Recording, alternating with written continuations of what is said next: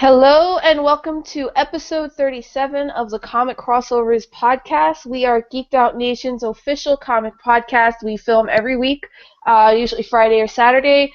This week it's going to be just the three of us. My name is Jess Camacho. I'm one of the editors at Geeked Out Nation. I'm joined by CJ Udelson and Jadobi Udonze. Hello. We are short one person this week, as you can see. Our main host, Steven, is not with us tonight. He's kind of stuck at his sister's house, it turns out. So, it's just the three of us, but we've done the show a few times with a mixed group of us, and it always works out. Sometimes change is good. Keeps things exciting. Yep. So I think what we'll do is we'll start off with everybody going, we'll talk about the top 5 books we read this week. If you had 5, I don't know if it was a big week for you guys. So whoever wants to go first, go ahead. Let's see. The first one for me was Swamp Thing number 37. It's really awesome to see all these, all the kingdoms. You have the Metal Kingdom now. You have their new avatar.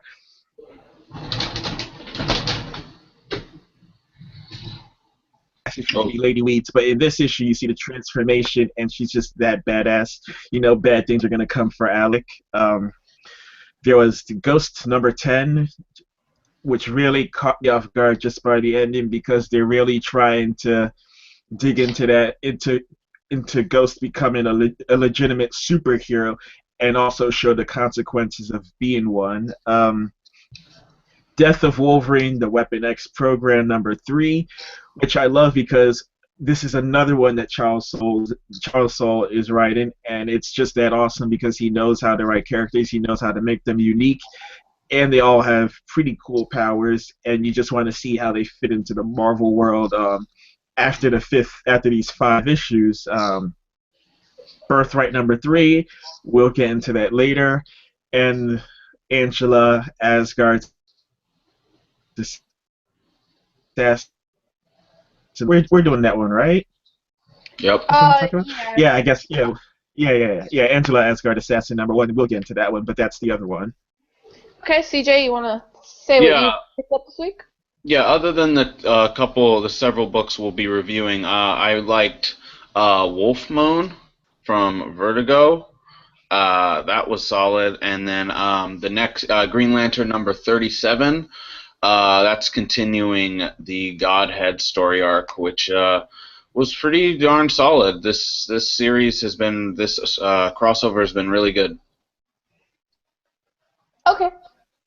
So this week I had, obviously more than usual, but Low number 5 is definitely top of my list. I open every issue of Low expecting the absolute worst in terms of what happens, because it's just such a sad story most of the time. I mean, you have this woman whose family was ripped apart by this man, and it's like the end of the world, and everything that could go wrong has gone wrong, and yet again, the ending of Low number 5 was just completely heartbreaking.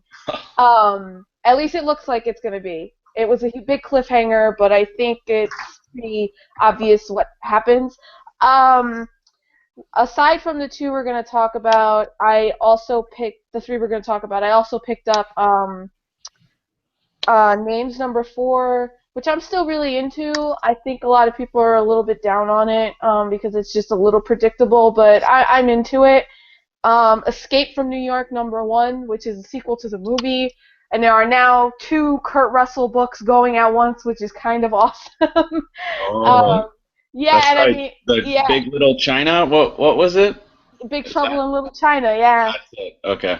Yeah, and Boom is constantly showing you with these 2 books and then the Sons of Anarchy book that you can do licensed stuff and you can do it well.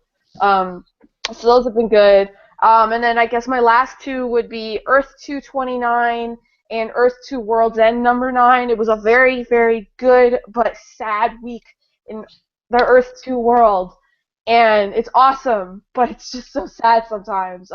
Especially the cliffhanger that we got in Earth 229. Big things are happening, and it's, the weekly series definitely feels much more necessary now. Mm.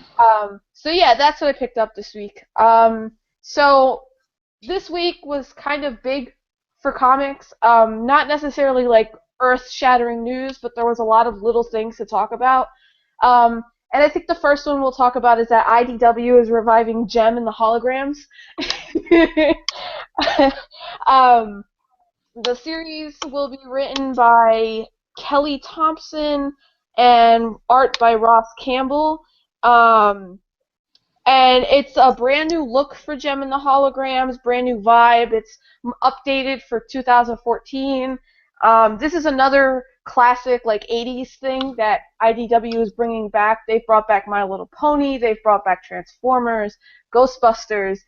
They've brought back a ton of properties, and this is their latest. And this got a lot of attention online because they're making a movie, they're reviving it through a movie, and now the book is coming out, and lots more female readers have been getting involved in comics. So it's kind of like everything adding up to be this awesome explosion of girl power with Jem and the Holograms. So yeah, I don't know. How do you guys feel about that? I mean, is that something you think you'll be checking out, or or are you passing on it? I'm not too familiar, honestly, with the previous stuff, so maybe I'll check it out. Sounds like it's pretty cool, but I don't I'm not too familiar with the previous stuff. I don't have too much of an opinion on it. I mean, it's interesting enough. Well, yeah, I'll give it a chance. Yeah, I mean, Jem and the Holograms is like, she is this singer of this rock band, and there's like all this other stuff that goes with it, and it's kind of like Josie and the Pussycats from Archie is like the wholesome version. Jem and the Holograms, I wouldn't say is like edgy, but there's more to them than Josie and the Pussycats. It was huge in the 80s. I mean, there were toys, there was a cartoon, it was everything. This was all over the place for girls during the 80s. So they're bringing that back, and it's just showing that, like, not all licensed stuff has to suck. So yeah, so the next, yeah, it doesn't have to. I mean, we both read Injustice, and that's based off a video game. Mm-hmm. Yeah. Very good. All right. So the next thing that we'll talk about is that Justin Jordan is actually leaving Green Lantern: New Guardians. CJ, I know you're reading Godhead, so yeah. I don't know how you feel about this. Justin Jordan says that he's leaving after next year's issue 40, so he'll be there for the entire Godhead story arc. Yeah. And he said that he's not leaving because he doesn't like writing the book, or that DC and him had a falling out. He just feels like he's told the story he wants to tell, and now it's time for him to move on. I'm not surprised by this because he's doing a lot of creator-owned stuff. He has supposedly 3 books coming out with Boom. One of them already started, which is Deep State, and he's supposed to have 2 more. Plus, he's also doing Spread at Image, which is an ongoing. That's not a miniseries. So at a certain point, it's like, how many things can you actually do within a month? But I don't know how you feel about this, because I know that he's been really the guy telling Kyle Rayner's story, so I don't know if this is a series you've been reading since the beginning. I've been reading it since he's jumped on a while back. He's done a lot in that series. I mean, Kyle has gone through crazy stuff. I don't want to go into exactly what's been happening with him, but he's got his powers taken away, given back, people have died, and Justin Jordan, I mean, he's doing a lot of stuff, like you said, Jess, and at first, when I heard about this news, I was worried it might be another clash with editorial that we've heard before with some other writers at DC. But I'm glad that I'm glad that he's kind of leaving on his own accord. What's cool is that hopefully when he leaves, he'll be able to bring some closure to what he's been doing with Kyle. I hope that because it his story got put on hold to take the place of this huge crossover, right? You know, that happens with a lot of books. Like the story kind of gets put on hold. So hopefully we can get some kind of a little closure. But cheers to Justin Jordan for doing a lot with the book, because there's a lot of stuff in the Green Lantern universe, and Kyle shouldn't be overlooked. And Jordan has really done a lot of good stuff with that character and like his love interests and everything. So I'm looking forward to his finale. What about you, GW? Do you have any feelings about this one way or another? Yeah, I could say I would definitely feel sad about him leaving. I haven't been too deeply invested in things concerning Kyle Rayner.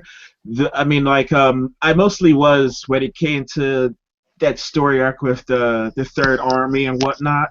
Right. But after that, I kind of fell off. But even then, I still liked what was going on with Kyle Rayner, and it's always good to see that there's Green Lanterns that stand out amongst the rest, like him, Guy, John. It's good to see that they can all still be centerpieces, even when they're doing their own things, and still have an impact on the bigger picture. Even as I'm only reading Godhead, you still see how Kyle has some influence on it.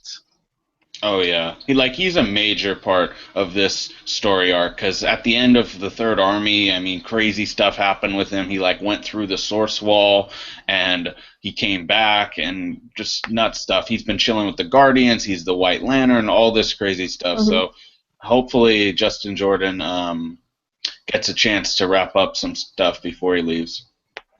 Yeah, it's worth noting too is that the landscape of comics has changed so much that when we used to hear that somebody was leaving one of the big two, either DC or Marvel, to do their own thing, you'd almost be like, oh, is that really such a good idea? But now that all these smaller publishers and creator-owned is really broken out into its own thing, it's almost like, oh, okay, so you're not doing stuff with Marvel or DC, but I'm really excited because creator-owned is kind of where it's at right now.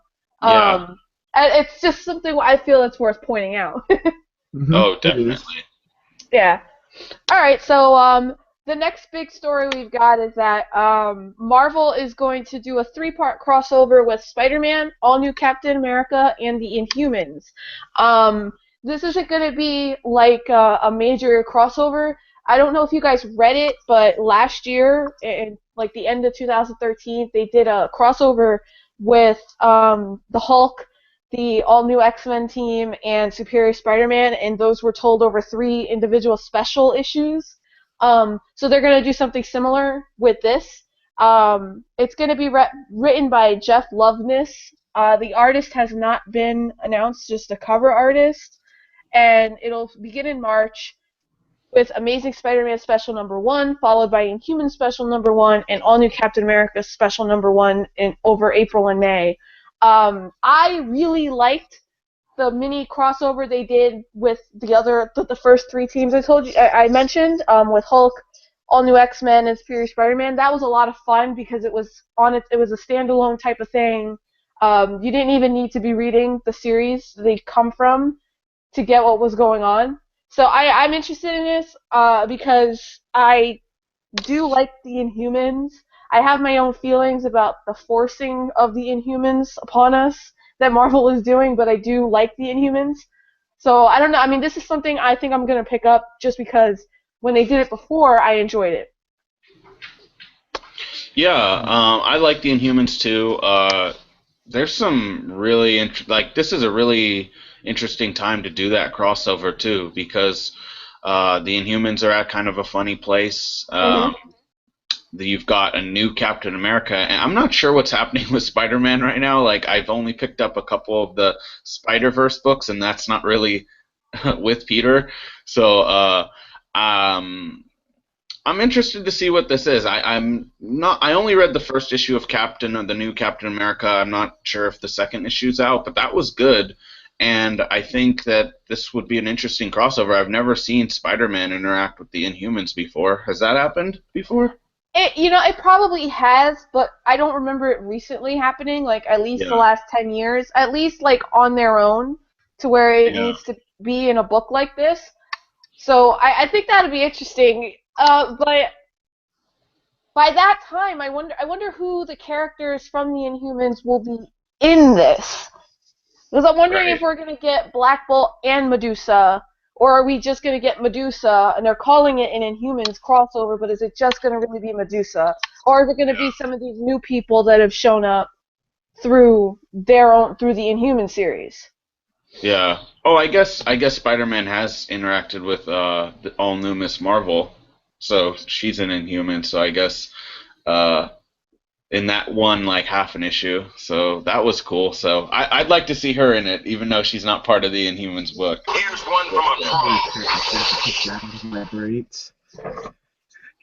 You there, Jadobi? Yeah, I just forgot to put my phone on vibrate. I'm definitely excited for it because all these heroes are definitely in different places in their careers. You have the all new Cap. You have Medusa still. Well, I don't really know exactly how to explain Medusa's place right now because I haven't really read too much of the Inhumans. Cause I still like the Inhumans, just not exactly.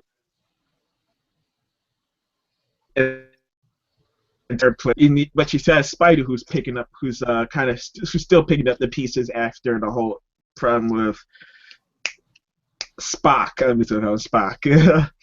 So I would definitely like to see how they would all clash together because it just seems like such a weird pairing between the three.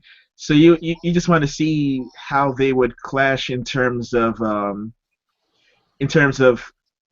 what brings them together, how they react to each other's help, or if maybe there's some conflict of interest. That's all the stuff I really want to see from it. Okay. So yeah, I mean, we're generally interested in this. Marvel also, while we're on the subject, they also confirmed who is playing Jessica Jones, which should go in the file as we shouldn't talk about things because we jinx it. We jinx it. Last week we talked about this because there were some rumored names, and this week the name that we were least excited with has been casted as Jessica Jones. Marvel.com confirmed this week that Kristen Ritter will be playing Jessica Jones in the upcoming Netflix series that's supposed to be airing sometime 2015. Mike Coulter is still the top candidate for Luke Cage, but I don't believe that was officially confirmed just yet. So I mean, we did talk about this last week, and I think we all came to the consensus that she was our least favorite of the bunch. Least favorite of the bunch, but not like least favorite actress in general. Yeah, For the role, yeah. Yeah, for the part. I'm still not sold on this. I know Jeff Loeb was quoted as saying that she has the type of range to do this part, and I am not into it. I'm going to chuck this up to her. They must have seen chemistry between her and whoever they have already picked out for Luke Cage. Wait a second. Because it's really important that the two of them have a really nice bond with each other as they are a couple, and if they are adapting Alias, which is what they have been rumored to be adapting, it's really important that they have something together. But I just don't see her in this part, and I'm just not a fan of her. Like I find her a little annoying. When I've seen her in interviews and things, and I think she's a little annoying. So I'm not sure how this is gonna work out. Like I said last week, the Jessica Jones series and the Luke Cage series were my two most anticipated of the bunch. So I guess I'm still excited to see what this actually ends up being, and hopefully she'll change my mind. I don't know. What do you guys think? I'm interested. I mean, I was really surprised that they went with Kristen Ritter. It just seemed Yeah. she was just a wild card name thrown in there. Like I didn't really take that casting news like that her casting news that seriously. But wow, I was dead wrong. So it's kind of like now it's like, well, I might not have been like all for her playing the role, but it's kind of like show me now. It's like show me that like I was wrong for a reason. So maybe it will be good. I didn't know it was airing so soon. I didn't know. I thought it was like going to be the last of those Netflix series. Like I thought they were going to do Daredevil and then Yeah. another one. CBR says that it's 2015, but I don't think that was a quote from Melissa Rosenberg, who is the showrunner for the Jessica Jones series. I think that's a typo because I don't think it's 2015. I think they're doing just Daredevil next year. Yeah, that's what I know that one's the first that's going to come. That's like way along in the production process. But yeah, I mean Kristen Ritter, I've liked her in some of the stuff. I revealed, unfortunately, that I watched her in the Bee in Apartment 23 for a little bit, and I did like her in that, and I liked her in Breaking Bad. So we'll see. It's definitely interesting casting choice, but hey, they're the ones that are getting to see her go for the part. We just get to read the news. Yeah. What about you, Jadobi?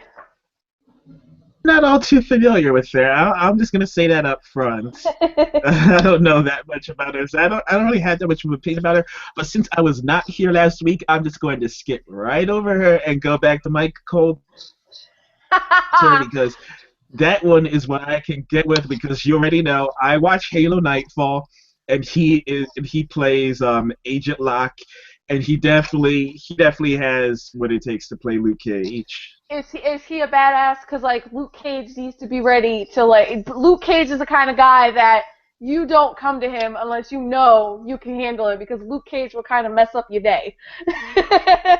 Yep, he can do that. So I heard that name. I went on Google and I'm like, hold on, I know this guy. So definitely, I'm all for him.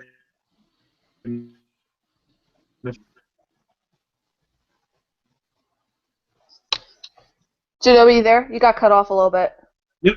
Oh yeah, I'm still here. Okay, yeah, you all got for cut him off if a he's little bit. Luke. Yep. Okay. All right, and while we're on it, Marvel also confirmed who their Doctor Strange is, which is kind of the most. It's kind of like the most unanticipated announcement ever, only because it was already rumored for so long. Benedict Cumberbatch, aka the guy with the greatest name ever, is playing Doctor Strange. I don't really. I think personally, I was hoping that the guy who played Oberon on Game of Thrones, Pedro Pascal, I was kind of hoping he would get it, only because a lot of artists have drawn Doctor Strange as kind of mixed race, where he sometimes has looked Hispanic, and I was kind of like, this could be their chance to do that, but they didn't. So I don't really hate Cumberbatch. I just don't know. I don't. It's almost like it's too spot on in a way. But I don't know. I don't hate it and I don't love it. It's just kind of gonna be one of those things. I'm just kind of happy that somebody random like Doctor Strange is getting a movie. Yeah. I know Jadobi has some feelings about this. I don't love him or I don't hate him. I just simply feel like he's one of those phases where he's just that guy that everyone wants to throw into the next big role. So I'm just kind of just like I never get on the train for all that. So I'm just kind of like that's pretty much it. I'll watch it, but I'm not gonna get excited for him personally. No, that's fair. What about you, CJ? Yeah, well, to your point, Jessica, Pedro Pascal, I didn't even think about that I haven't seen those drawings, but that would have been really interesting. He's probably still recovering from his splitting headache he got. Okay, I but see what you seriously, did there. but Benedict Cumberbatch is kind of like an it guy right now, like Jadobi said. He's just all over the place. He's got that voice that is crazy. Um, but I mean, he's good in what I've seen him in. I honestly can say I don't watch the Sherlock show, which a lot of people love him in. I liked him in Star Trek Into Darkness, even though the role was a little weird. He was good. Uh, yeah, I wonder if they're going to have him have a mustache, because doesn't Doctor Strange always have a thin mustache going He on? always has a goatee. He always has Oh, the yeah. whole thing going, yeah. Yeah, he has the whole goatee. So it's weird, but Benedict Cumberbatch's face is so like perfectly clean, like all the time. It's like pristine. So Alien. yeah, so I know he's like he's like a pristine alien. I mean that in the nicest way possible. He's a good actor. He has the chops to do it. I don't know. I hope he has the facial hair though. All right, and one last. I'm laughing because I know I've read things Jadobi has written about Cumberbatch and the fans that he attracts, and I'm holding every comment and let's just say, to be polite, Jadobi over here, he does not care very much for the Tumblr people. So is the general consensus, like, from the fandom of Stephen Strange, is that they're for thumbs up for Benedict Cumberbatch, or like lukewarm or negative? Like, what's the consensus? From what I've seen on Twitter, I don't use Tumblr, so I don't know what craziness is going on there, because here's the thing about Benedict Cumberbatch that you have to understand. He is popular in Hollywood, of course, but he has a legion of female fans that is like equal to what boy bands get. Like, women love Benedict Cumberbatch, okay? So if you go on Tumblr, you'll find any number of pages dedicated to him and his face, and it's kind of insane, but I respect it. I'm just kind of gonna let fans do what they're gonna do, but it's kind of insane. Yeah, it's insane. It's like the level of Loki at this point, and it's just going to get even crazier now that he is going to share the screen at some point in the future with him in their superhero outfits. And oh my God. But people seem to be kind of split on it because, like I said, a lot of artists in comics have made Doctor Strange look mixed race. He hasn't always come off like a clean-cut white guy.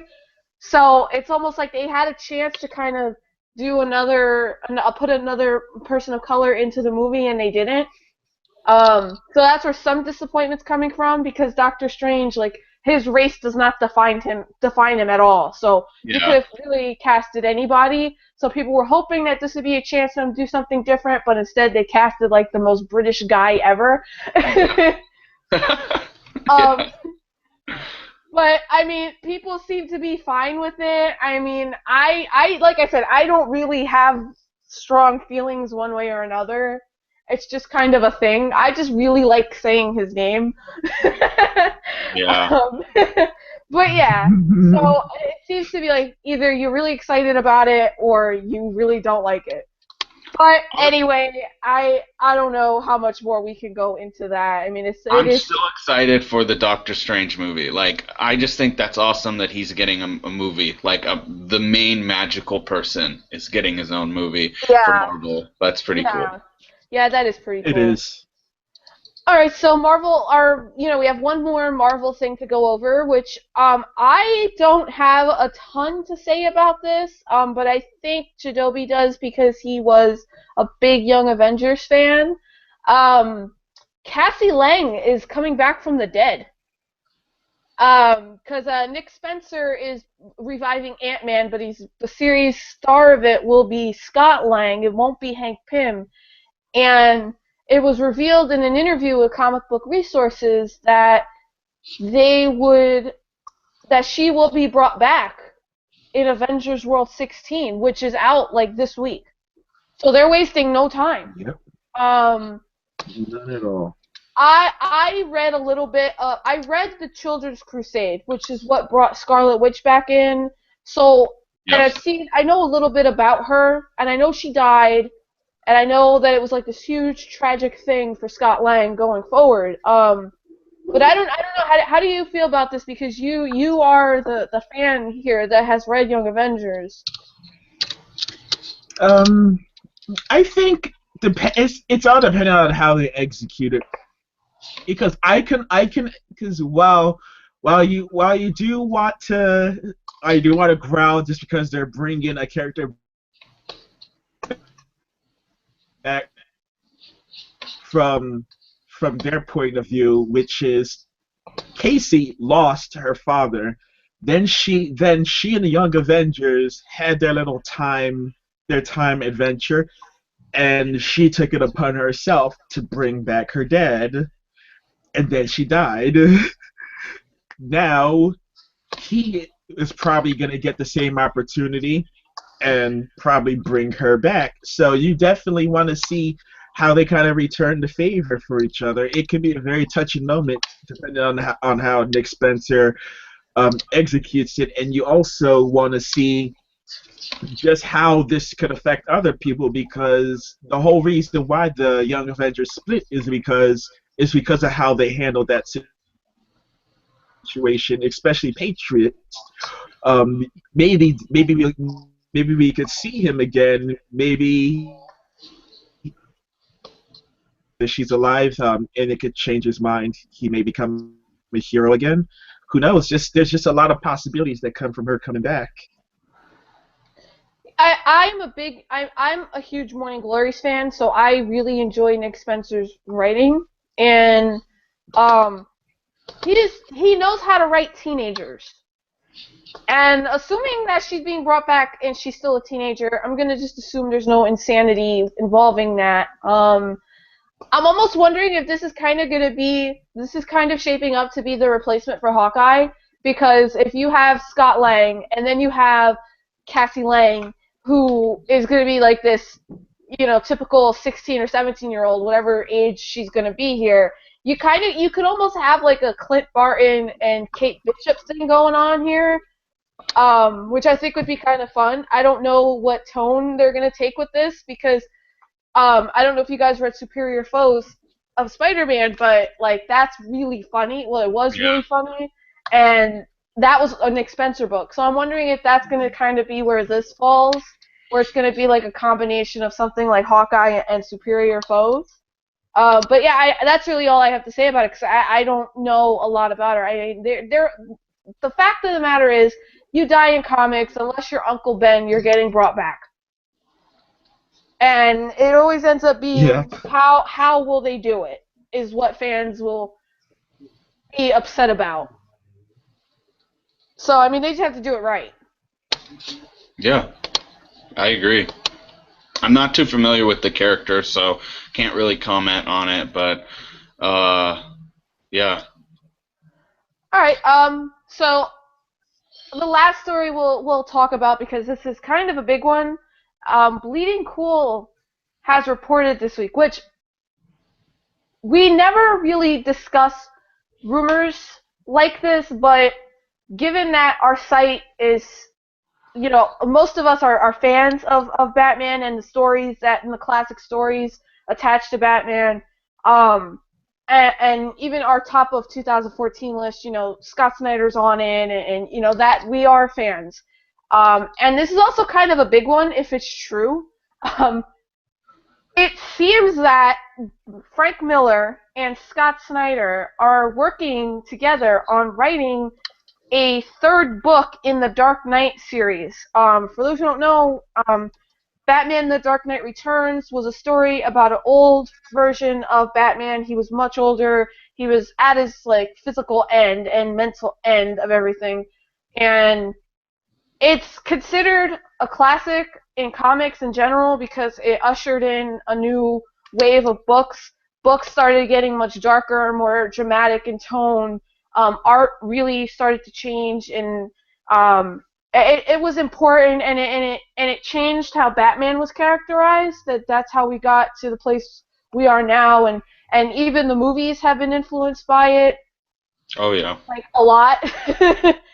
And it's also arguably Frank Miller's like most heralded thing, I guess, aside from Sin City.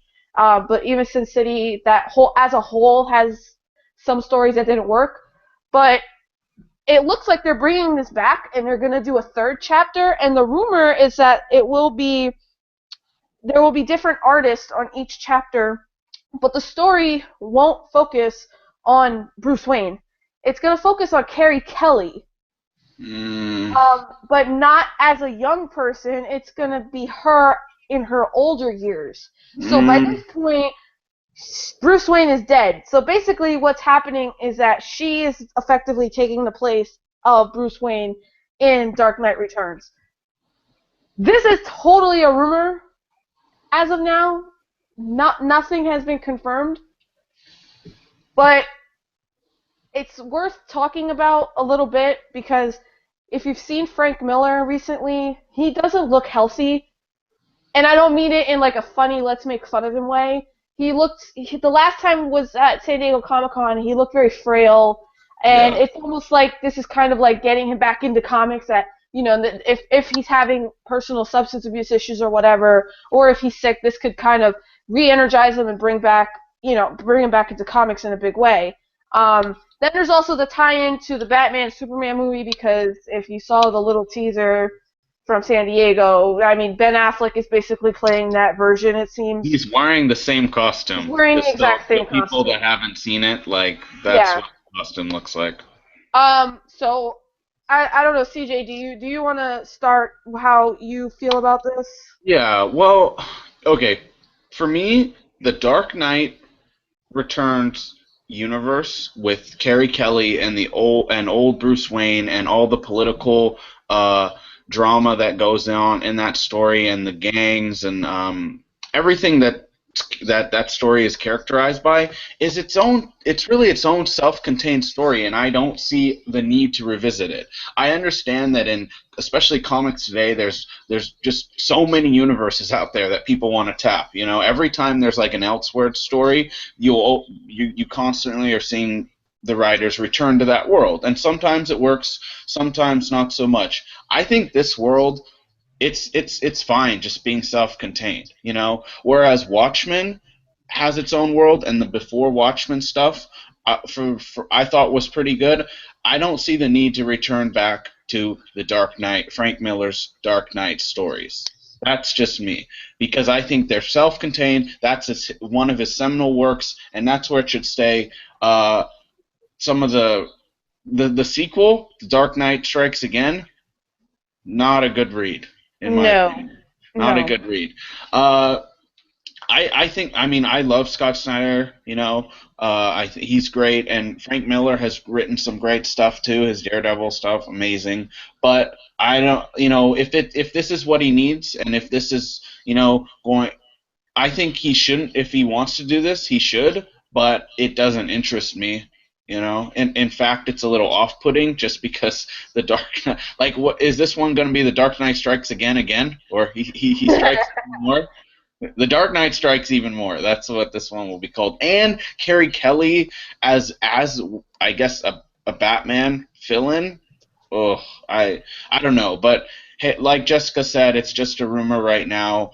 To me it sounds fake, but hey, I thought Kristen Ritter playing that other role sounded really fake too. So we'll see. I mean, that's how I feel about it. I think Jessica feels. You have some other stuff.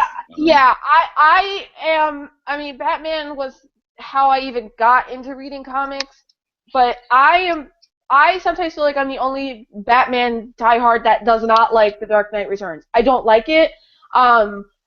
I'm not interested in old man Batman, and I'm not interested in how he's like completely insane and mentally breaking down. I'm not interested in that, and I never was. And I'm even less interested in Carrie Kelly because, in all honesty, she was a cameo. I mean, she had a small part, and now she's evolved into this mega force that everybody wants her to be in the main DC universe, and I'm just like, but why? I feel like I'm missing something with that, and that's fine. I'm not interested. And then on top of that, it's like the second part was awful. It wasn't good. I don't know anybody that liked Dark Knight Strikes Back. I don't know anybody that liked that. So you're gonna do a third part after the second part was awful, and hope that that works out. And then you're going to put Scott Snyder on it, who is somebody I admire. I like what he writes, but I'm almost kind of at a point where I'm like, enough. Zero Year was like year one all over again. And I'm just like, I need you to do your own thing. I need you to not be a part of something like this. It's just, it doesn't feel necessary. And it's going to boil down to it just being a thing for the movie, really. That's all it's going to boil down to. And I mean, I don't want to get too carried away about talking about the movieverse, but that is why I'm not very excited about the upcoming movie, because it's that story, and I don't like that story. Mm-hmm.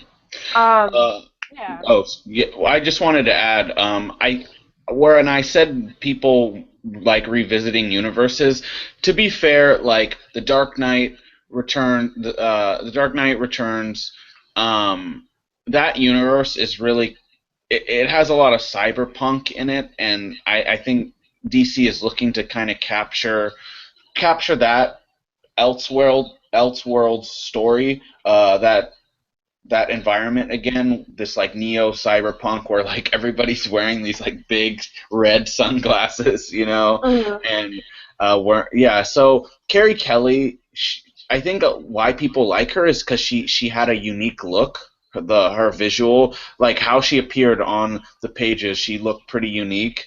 But her character, I mean, she's just kind of in awe. If I remember correctly, that's kind of what she's characterized. She's just like, Batman, I love you. Like, this is amazing. I don't remember her having much of a character outside of that. But I could be wrong. I haven't read it for several years. Yeah. You're right, though, that Carrie Kelly is, like, big right now, you know. I just don't get it. There's so many Robins already. All right. So yeah, I mean, as we said, it's a rumor. But it is something that even Greg Capullo mentioned on his Twitter. He mentioned how he wasn't asked to do it, and I'm like, well, if you're saying you weren't asked, it's almost like I guess it has some. I think there is some merit of truth to it if you're saying you weren't asked. But Yeah. you know, there's got to be something there if that's your comment to it. Most people just would not have said anything, because if it's fake, then it's fake, you know. So yeah, so we're gonna jump right into reviews now, and I think we should start with Birthright number 3. Jadobi, you reviewed it for the site, so if you want to tell us what, you know, just a summary of what happened, and then your thoughts. Birthright number 3 pretty much picks up exactly where the last issue ended, as Mikey is pretty much tired of trying to plead his case that he is who he is to the FBI and his parents, pulls out his fire sword and pretty much takes it to them, and it is pretty much, well, you have that, and then on the other half of the story, you have Mikey and His brother, Brennan. trying to Right? convince him that he Yeah. needs to turn back and this is his destiny. So I really like this issue because there's a good balance. There's a good balance between what's going on in Theranos and what's going on right now. I mean, of course, there is this thing that Joshua Williamson does where you have what's going on with Theranos and you only get like a little bit at a time. I mean, it's not too horribly short. It's not too short, but you do sometimes wish you got a little bit more out of one side of the story. But aside from that, going back to what's going on with Mikey right now, it was pretty much a great sight to really see just what one of these weapons in his bag are capable of, which makes you wonder just how he lost. Things that you're coming across throughout these 3 issues makes you question just how someone like Mikey could have lost, even just learning something as little as the only way to fall under his control is on your own free will. So it makes you wonder what happened to put him in that kind of position. Aside from this, the artwork is really, of course, what stands out. You have the barbaric, um, medieval fantasy style of Theranos, especially the design of that hunter, her creature, the one that she was hunting. Yeah. And then going back to Mikey fighting the FBI, that was really kind of intense, just seeing how he just bowled right through them without even killing them, really. Yeah. I'm still really into the series. I really like the direction that it's going in. My only concern is that at some point a hero needs to rise. And I don't know who that is right now. I feel like we're still getting a lot of Mikey running around and being bad, but hiding it with good intentions. And that's fine, and I love that twist. I love that he's not the hero, but I am just worried that it's going to take too long to get a hero in the story, because you do need to have the good guy and the bad guy in a story like this. But I'm totally, like, completely invested in his past. I like the stuff that's going on now, but like I said, we do need a hero, so I'm more interested in the stuff that's being told about his past and how he got to the place of being a bad guy. And I'm still not even sure if he is totally working on his own power. Like, is he working on his own or by his own free will, or did he somehow, despite what we're told, did he somehow get brainwashed? And is that even him? You know? Is that maybe an imposter posing as him? I mean, there's a lot of different questions that I have, and I think that's why I like it so much, because it's a fantasy story, but there's nothing predictable about it. Yep. Like, you read each issue and you have no idea what's going to happen, because the first issue completely pulled the rug from underneath you and said, okay, well, here's a huge twist. Your hero is actually your villain. He lost. I'm still really enjoying this, and I love the art so much. The art is fantastic. Andre Bresson is doing such an amazing job with the art. Yeah, this issue was. I read issues 2 and 3 back to back, and it's a really good series. I mean, just to go off what both Jadobi and Jessica said, you don't know what to expect, and it's exciting. I mean, Mikey's family, you really don't know what you're going to get from Brennan. Or the father seems like completely, like, he's such a broken person from the years of struggling to, clear his name and find his son, and just put together all the pieces that now, even though his son is just like Conan, he's completely devoted to helping him, like, but that's lies in how broken of a person he is, or he currently is. At least that's how I read it. And his son and Brennan, his brother, man, I don't even know what's going to happen with him. But I think my favorite parts of the issue are in the world. I forget what the world he comes from, or the fantasy world is called, that Mikey grew up in. It starts with a T. I forget what it's called, but man, the art design, like Jadobi said, of some of those characters are awesome. The knight, the henchman knight, looked amazing, and the creatures really all look good. And then when Mikey was in the police station swinging like his giant fire sword, that looked like the Balrog from Lord of the Rings. Like, that it really awesome. did. That was so cool. And he stabs through a police car. I mean, man, that was really cool. So this series is really surprising. For some reason, I didn't buy the second issue when it came out, but after reading issues 2 and 3, I'm all in. This is really cool. Yeah, it is. Just pretty much what happens when fantasy and reality come clashing together. Yeah. It's like the never-ending story, except so like there's just a really kind of almost sad part that Mikey has this voice in his ear, this like nevermind demonic spirit, you know, in his ear. Like every time I read that on page, I'm like, oh yeah, that's terrible that he is being Yeah. controlled, you know. It's sad actually.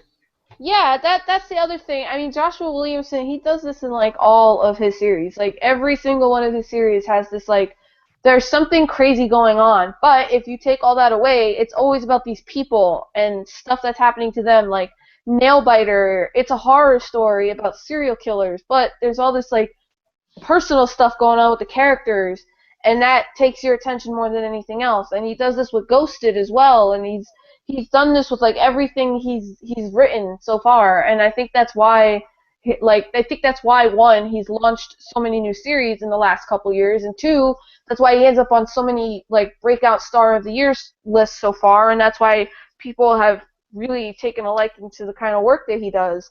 Do you have anything else you want to add, Janobi? Nope, that's about it. All right. So another book we're going to talk about today is Shaft #1 from Dynamite Entertainment. I was ridiculously hyped for this book. Okay, let me. I'm not even kidding. Like, it was so serious. I was so hyped. I was like, it's Shaft. It's awesome. So, for anyone who doesn't know, Shaft it was originally a novel, and then it was turned into a movie and in the 70s, and it started the blaxploitation genre, which were all these like crime stories that were all black cast, black producers, directors, and even the soundtracks.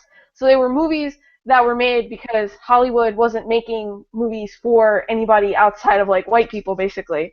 And it changed like a lot that happened in Hollywood, and Shaft was like the first of all of these movies that became really big and crossed over mainstream and everything. And obviously the Isaac Hayes song is like probably one of the most famous things out of it. So it's kind of been like a dead property for a long time. They did a remake with Samuel L. Jackson, but it's been dead since then. Yeah. So Dynamite has brought it back, and David Walker is writing it. And interesting fun fact, he is also writing a new book, like a new novel of the character. Shaft really? is Wow. Shaft is a private investigator in New York. So he works like with people, and he's a hero. He's a hero. He's a heroic character, but he is not afraid to do things that would make him like an anti-hero, I guess you'd say. Yeah. So the new series, issue 1, is his origin. The first arc is telling his origin story, it seems, which is something we never really got before. So what we get is John Shaft is a boxer. He just came home from Vietnam, and he's trying to figure out where he belongs. He doesn't know what he's doing. He doesn't know where he's going. So he's boxing, and most of the issue is like him reflecting on his life and people in his neighborhood. And we're introduced to Junius Tate, who is a gangster that lives in the area and wants him to throw a fight. So given that he's who he is, he doesn't throw the fight. And no, he doesn't throw the fight, and he's then approached afterwards, and he's taken out into the alleyway and messed up a little bit by a guy that used to be like a hero to him, but now works for Tate as one of his bodyguards, and tells him, you've got to disappear because I'm not going to do this to you. This is your second chance. And so that kind of sets up where the series is going. Presumably, like, the next issue will be, like, him figuring out what he's going to do, becoming a private eye, and taking down Junius Tate or somebody smaller than him and getting a real start at all this. I really liked this. I hyped it up, and I was not disappointed. I really enjoyed it. I thought it was a nice... I mean, you didn't need to ever see any of the movies to know what was going on here, like, at all. This was a brand new book with a brand new character, and I think it was cool because it really felt like something that wasn't happening in 2014. Like, it felt like something that was happening in the 70s, and the art really helped show that. And yeah, I think, the way Shaft was characterized was really good. I think they really got his voice down, and it's unique. it doesn't sound like anybody else. Yeah. So I don't know. How did you guys feel about this? I liked it as an origin story. I mean, too many people will try to bog it down, make you sympathize with the person, make the person weak, and then become strong.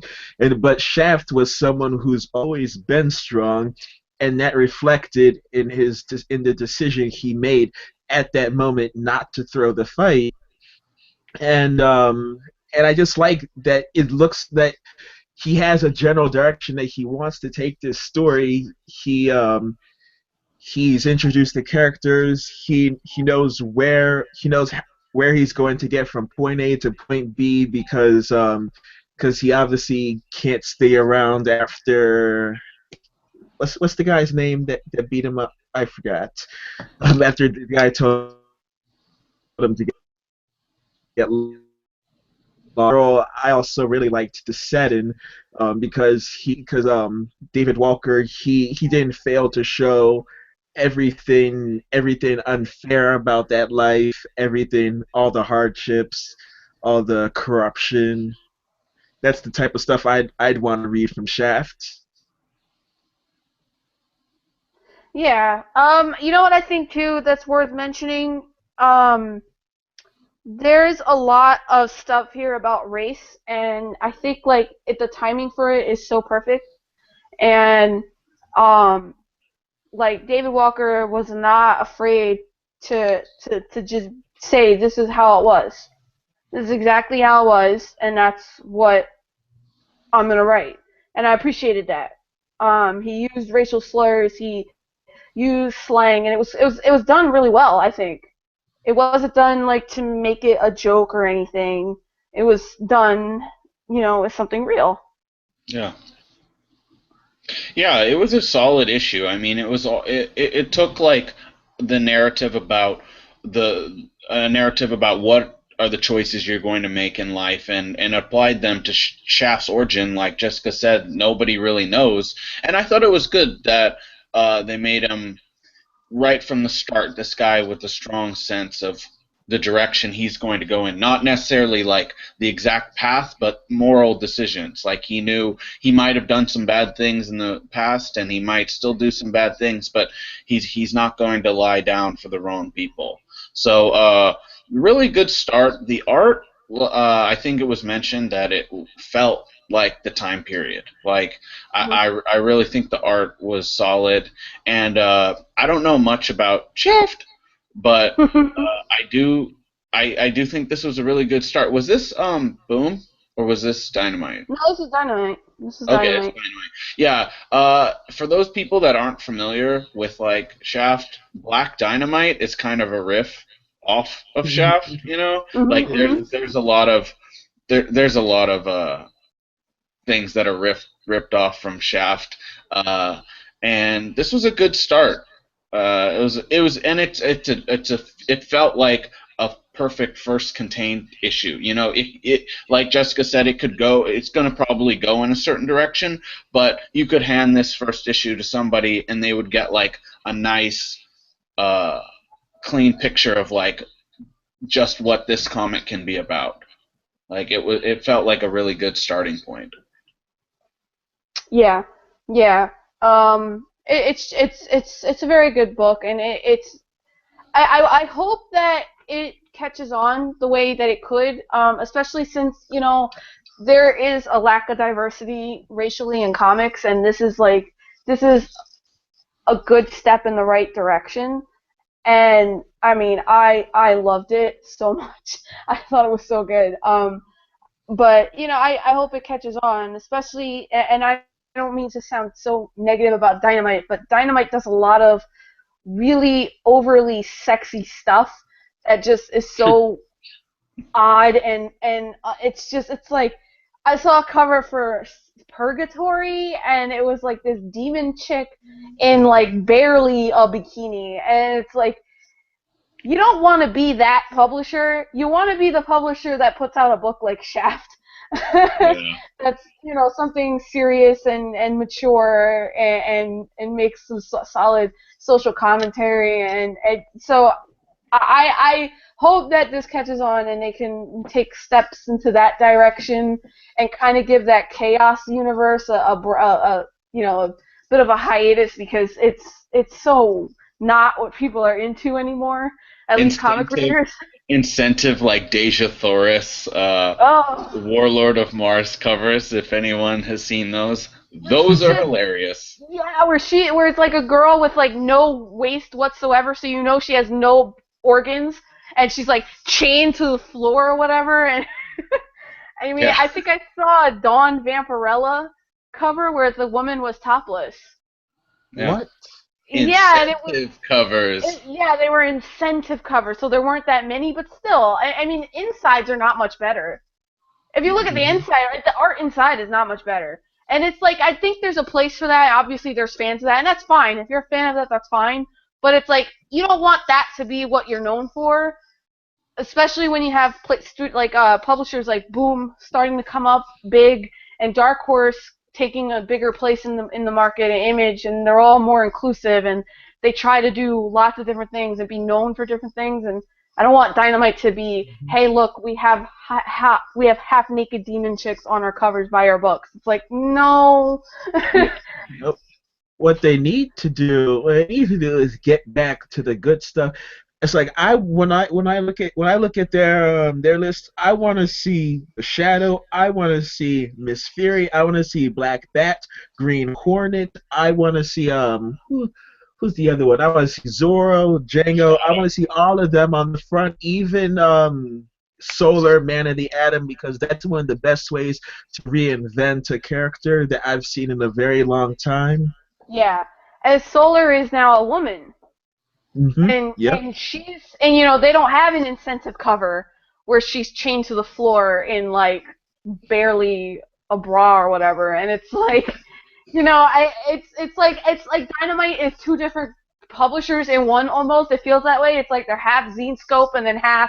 It's all, they have that kind of stuff, that kind of really sexy stuff, and to me it's not even sexy, but I mean that's a whole conversation for another day. That's not even really that sexy to me, because it's just like it's ugly. But Shaft is definitely a step in the right direction for them, along with any of the pulp stuff they have coming along, which I know they're bringing back. They're relaunching Doc Savage.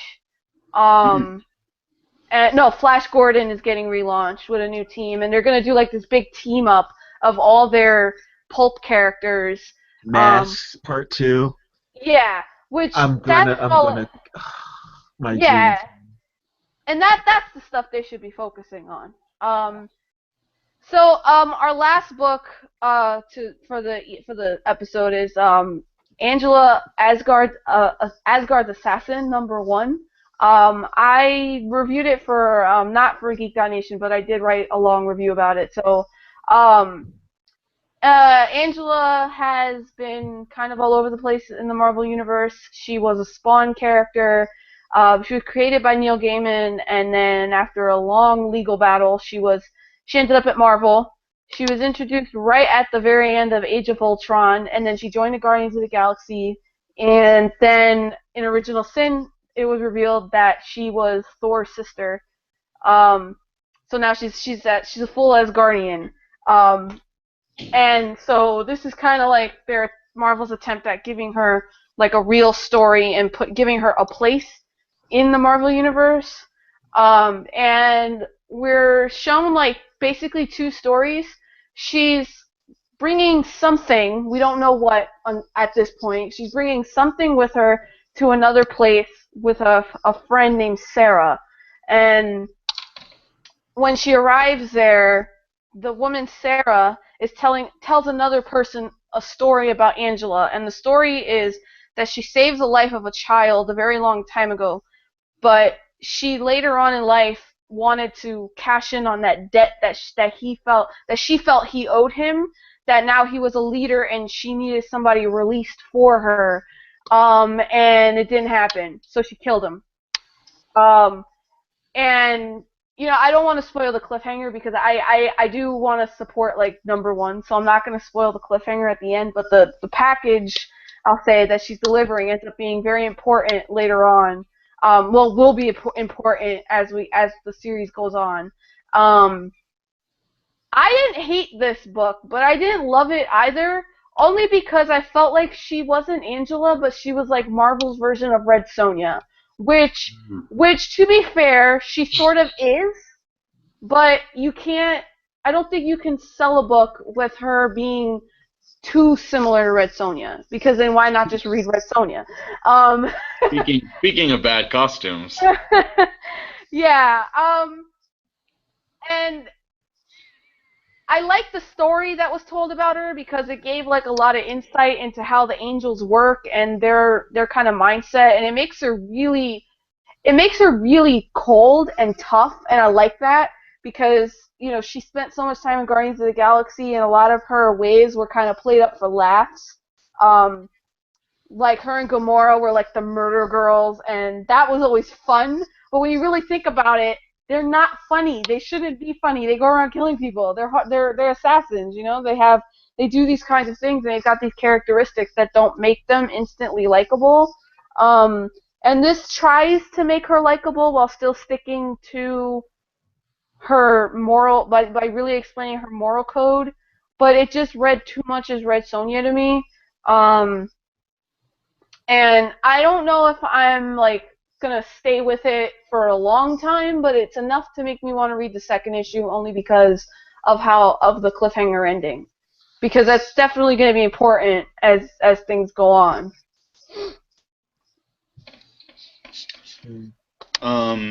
I did not really enjoy this. I'll start with the positives. I did enjoy the art.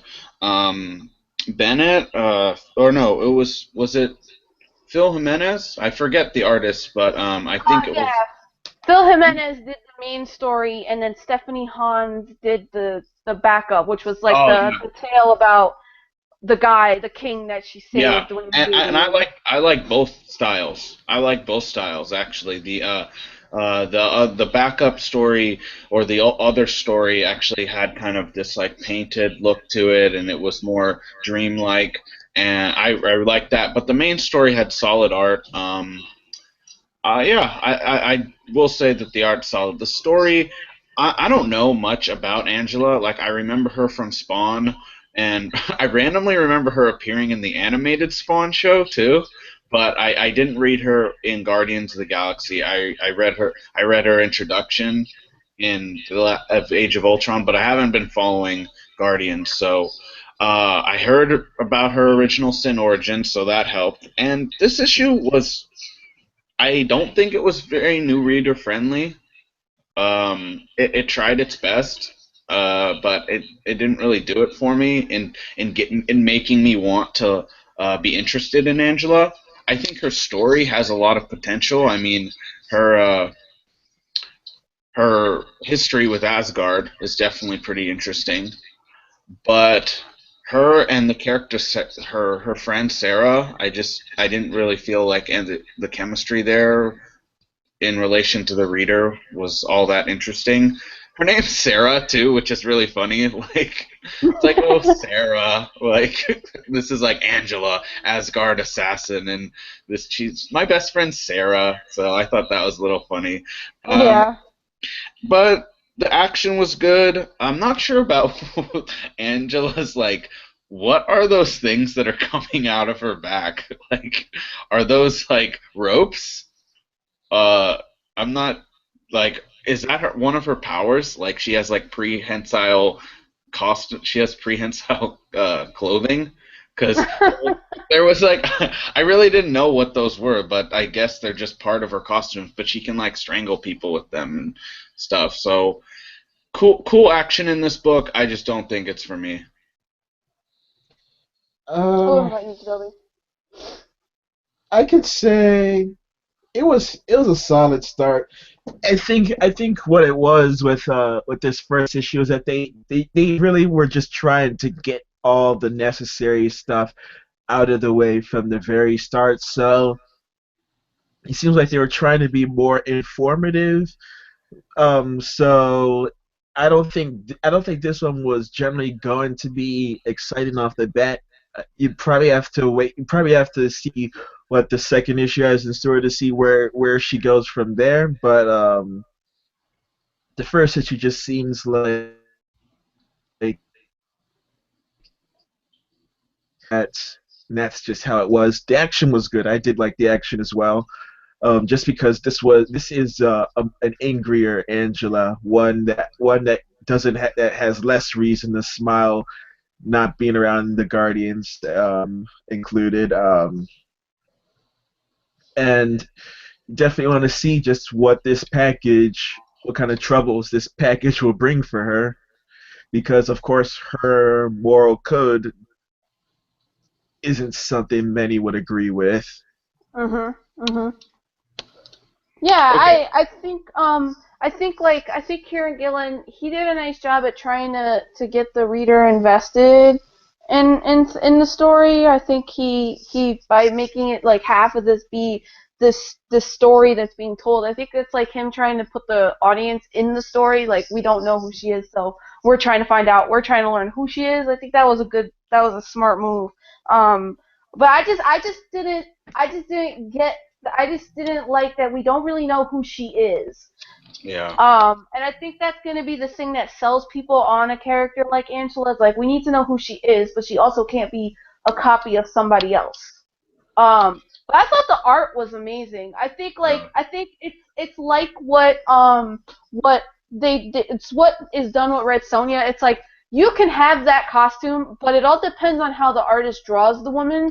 And I think, like, if you draw her in a tough way and you draw her as a warrior, that doesn't matter what she wears, because the body language will kind of outweigh how skimpy the outfit is. So I don't really have a problem with that. I really loved, like, the way it looked. Like, Phil Jimenez, like, he is known for doing a lot of great Wonder Woman stuff. Like, he draws gorgeous, like, warrior women. Like, that's Yeah. kind of his thing. He does such a nice job with it. I have a question. Did they give Angela a costume redesign from Guardians to this book, or did she look like this in Guardians? Did she have the same costume in Guardians? Yeah, that's her costume. That's what she Okay. looks like. Okay, yeah, Yeah. because I remember her looking like that in old Spawn, but I didn't know if that changed a little. She wears a unique belt, that's for sure. She She does. she has a unique belt. Looks like the Yeah. type of belt I'd see someone wearing in my LARP.